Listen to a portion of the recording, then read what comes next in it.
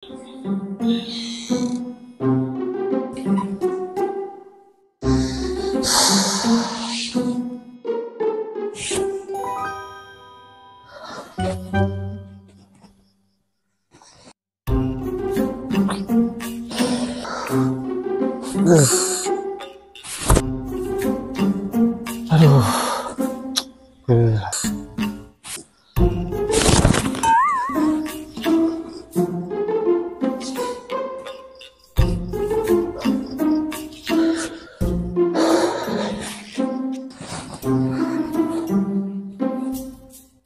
Amin.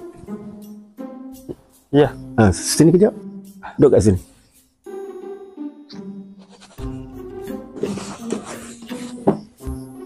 Amin dah kenapa? Ayah tengok Amin muda, mandi, kuhulu pilih. Dah kenapa? Ada masalah apa? Cerita dengan ayah. Cerita. Tak tahu ayah.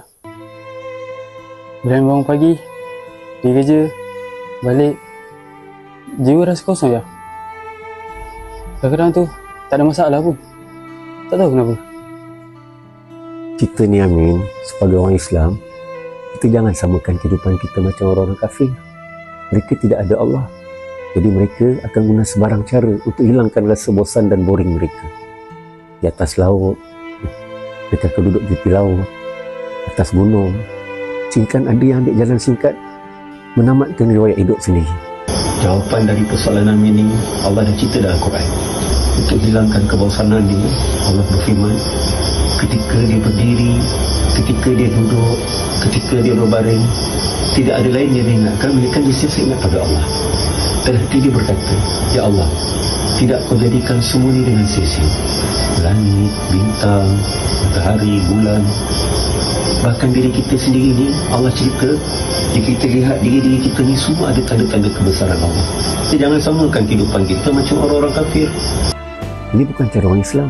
Cara orang Islam, paling tidak pun kita akhiri dengan duduk atas sejadah, berdoa kepada Allah. InsyaAllah.